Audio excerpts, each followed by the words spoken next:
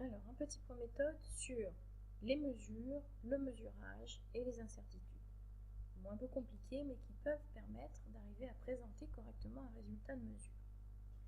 Donc, faire une mesure, c'est un petit peu tirer dans une cible, là, comme ça. Quand on n'a pas bien mis au point son protocole, quand l'appareil n'est pas terrible, c'est un peu tout et n'importe quoi, en dehors de la cible. Parfois, ça tombe sur la cible, mais par chance. Donc, on améliore un petit peu les choses et des fois, on se trouve dans cette situation. C'est-à-dire que, au moins, toutes les mesures sont faites dans un intervalle correct. On dit dans ce cas-là qu'on en a une justesse de la mesure. D'autres cas peuvent se produire où cette fois-ci, on tire toujours au même endroit sur la cible, donc on a toujours à peu près la même valeur de mesure. On va avoir dans ce cas-là une mesure qu'on dit fidèle. Et enfin, le meilleur des cas, c'est quand on combine ces deux-là, c'est-à-dire que toutes les flèches vont être au même endroit, mais plutôt au cœur de la cible. Donc on parlera dans ce cas-là de mesures exactes qui soient à la fois fidèles et justes. Voilà pour les principes. Maintenant, on va essayer de quantifier chacune de ces différentes grandeurs. Quand on fait ces mesures, mesurages et incertitudes, on va avoir besoin d'un certain nombre de calculs pour faire ces différentes évaluations. Alors déjà, il faut se rendre compte que quand on fait une mesure, on fait deux types d'erreurs. Des erreurs qu'on va toujours reproduire parce qu'elles sont liées à la méthode qu'on utilise. Et puis des mesures, des erreurs plus ou moins aléatoires qui vont dépendre du moment où on va faire la mesure. Donc on va traiter ces deux types d'erreurs de manière différente mathématiquement. Les premières, celles qu'on appelle incertitudes de type A. Ces incertitudes sont liées aux erreurs aléatoires.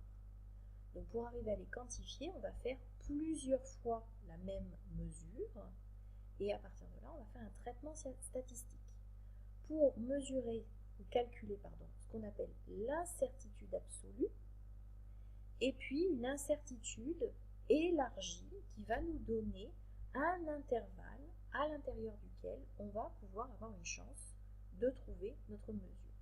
Alors c'est pas une chance d'ailleurs, c'est 95% de chance de trouver notre mesure. Pour les autres, pour les erreurs systématiques, on va traiter les incertitudes de type B à partir de ce qui va nous être donné par le fabricant. Donc par exemple sur une règle, généralement celle-là vous aurez à la prendre, on va considérer une demi-graduation. Donc n'importe quelle mesure sur une règle graduée en millimètres sera précise à plus ou moins 0,5 mm. Même chose pour un volume sur une pipette, une burette ou sur un chrono, on a des valeurs qui nous sont données. Et à partir de tout ça, on va composer les différentes informations qu'on va avoir ici pour présenter notre résultat sous la forme, j'ai cette valeur que j'ai mesurée avec mon appareil dans l'intervalle qui va m'être donné par l'incertitude élargie. Incertitude élargie qui sera donnée avec le même format de nombre que la valeur. Il faut impérativement régler cette façon de présenter. On verra un exemple. Ensuite, il faut expliquer les résultats qu'on a obtenus. En calculant, première chose, l'écart relatif à la mesure pour aller vérifier la partie justesse. Si cet écart est inférieur à 5%, la mesure est juste. Pour aller vérifier et quantifier la fidélité, on s'occupe de l'incertitude relative élargie. Donc l'incertitude absolue qu'on a mesurée par rapport à la mesure multipliée par 100 et on obtient la fidélité si ce pourcentage est inférieur à 5%. Évidemment, encore une fois, si la mesure est juste et fidèle, elle est exacte. Un peu compliqué, des exemples obligatoirement. Alors, premier exemple, on va s'occuper de celui-ci, traitement statistique. En TP, 9 groupes ont mesuré le pH d'une même solution d'acide chlorhydrique de concentration 1,04 fois 10 puissance moins 4 mol par litre. Et voilà les 9 valeurs qui ont été obtenues. Donc, qu'est-ce qu'il va falloir faire à partir de ces 9 valeurs pour arriver à présenter correctement le résultat de la mesure? Alors, je vais faire appel à votre calculatrice. Voilà, ça ne marche pas toujours. Hop. Voilà. Donc, la TI 83, elle est ici. Donc, première chose à faire, c'est aller rentrer toutes ces valeurs dans une liste. Donc, le menu statistique, le menu édition, donc entrée. Je vais agrandir un peu. Et je vais rentrer ici toutes les valeurs des mesures que l'on a fait. Donc 3,27, entrée. Je peux le faire directement avec mon clavier, donc ça ira plus vite. 3,99, 4,01, 3,51, 3,79, 3,91, 3,98, 3,87, 3,90. Et là, j'ai mes 9 valeurs. À partir de là, je peux aller de nouveau dans le menu statistique et lui demander de faire des calculs. Donc avec la flèche, je passe dans le menu d'à côté, calcul, et il va me donner tout un tas de variables liées à ces statistiques si j'appuie ici sur 1. Donc, voilà, et je lui dis que ça travaille sur la liste numéro 1, seconde, L1, entrée. Et il me donne plein de valeurs. Voilà. Qu'est-ce qu'on va faire de toutes ces valeurs? La première, elle est facile à lire. X bar, c'est la moyenne des 9 valeurs que l'on a données. Donc 3,80, 33333, etc. Première chose à faire, il va falloir écrire correctement cette valeur moyenne qui va devenir notre mesure. On va écrire tout ce chiffre sous le même format que les mesures que l'on a faites. Donc avec 2 chiffres après la virgule. Donc 3,803333 devient 3,80. Et on note. Calcul de la moyenne, la valeur, pH moyen, 3,80. Ensuite, on va essayer de calculer l'incertitude absolue élargie. La formule qui est là vous sera toujours donnée. Donc, l'écart-type que l'on va trouver par la calculatrice, le 2,31 qui est un coefficient qui a été calculé bien comme il faut par des statisticiens pour le cas où on travaille avec 9 valeurs. Et le racine de n qui est ici, le n, c'est le nombre de mesures que l'on a utilisé. Donc, je vais avoir besoin de ce calcul. Je reprends ma calculatrice, je vais déplacer ici. Je tape 2,31 multiplié. Et il me faut ce sigma E, là, cet écart-type expérimental. Eh bien, il se trouve ici. Le grand Sx qui est fourni par la calculatrice, c'est la valeur que j'attends, le sigma E. Donc je ne vais pas recopier tout ce qu'il y a là. Je vais chercher dans le menu VARS, statistique, le numéro 5, et j'apparaît en numéro 3 mon Sx. Donc je tape 3 et il a fait tout ce qu'il faut. Donc j'en suis à 2,31 fois cette chose-là et je dois diviser par racine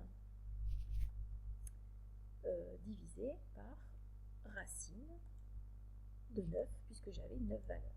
Je ferme, égale, et se trouve ici la valeur que j'attends, l'incertitude élargie sur ma mesure de pH. Cette incertitude élargie est toujours arrondie à un chiffre significatif et on majore la valeur. Donc de 0,1933, etc., on va arrondir à 0,2. On arrondit, on majore, et donc on note grand U de pH égale 0,2. Ici c'est grand U, pas petit u. Comment est-ce que maintenant on présente son résultat? Il faut impérativement que les deux nombres, ici, la valeur et l'incertitude, soient sous le même format, ce qui n'est pas le cas pour le moment. Puisqu'ici on a deux chiffres signifiants après la virgule, et ici on n'en a qu'un seul. Il n'en faut qu'un seul, donc il n'en faut qu'un seul ici.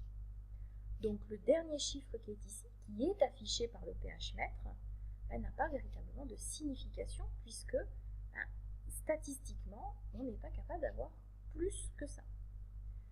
Donc qu'est-ce qu'on va noter comme présentation pour notre résultat? pH sera égal à 3,8 plus ou moins 0,2. Et si je refais une autre mesure dans les mêmes conditions, j'ai 95% de chance que mon résultat soit dans cet encadrement, c'est-à-dire compris entre 3,6 et 4,0, ce qu'on peut aussi noter sous cette forme-là. Dernière chose à faire, c'est discuter un petit peu de ces résultats. Donc, comment est-ce qu'on interprète?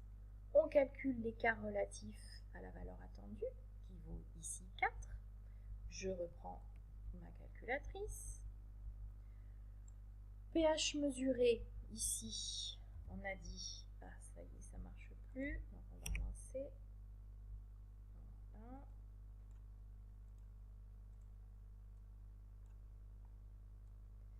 pH mesuré, 3,8, moins le pH attendu, 4,0, divisé par le pH attendu, 4,0, et le tout, 4,0, et le tout multiplié, qu'est-ce que je fais là? Hop, 4,0, et le tout multiplié par 100. Ce qui fait, alors, le moins qui est ici, c'est tout simplement parce que je n'ai pas mis mes valeurs absolues, valeur absolue 2, donc ça me fait 5% d'écart relatif. Qui dit 5% d'écart relatif dit que la mesure est juste, un peu limite, mais juste quand même. Deuxième chose à calculer, c'est l'incertitude relative élargie. Important la relative. Donc c'est l'incertitude absolue qu'on a mesurée, notre 0,2, divisé par la mesure qu'on a obtenue du pH, 3,8, et le tout multiplié par 100. Et il se trouve que ça aussi, ça fait 5%. On est dans le cas d'une mesure qui est juste, fidèle, donc finalement une mesure qui est exacte. Alors on pourrait juste, par comparaison, aller regarder les incertitudes qui seraient juste liées à mon appareil. Donc plus les erreurs aléatoires, mais erreurs systématiques. Et on s'aperçoit que ça peut se calculer à partir de ce qu'on appelle la tolérance du fabricant, par une formule qui là aussi serait éventuellement donnée, et on a une incertitude absolue de 0,06, donc bien inférieure au calcul statistique qu'on a trouvé de 0,2. Donc finalement, ce n'est pas l'appareil en lui-même qui va nous poser des problèmes de mesure, mais c'est bien la partie statistique, les erreurs aléatoires qui vont nous embêter sur nos mesures. Donc on retient une mesure de pH qui est donnée toujours à plus ou moins 0,2 unités de pH.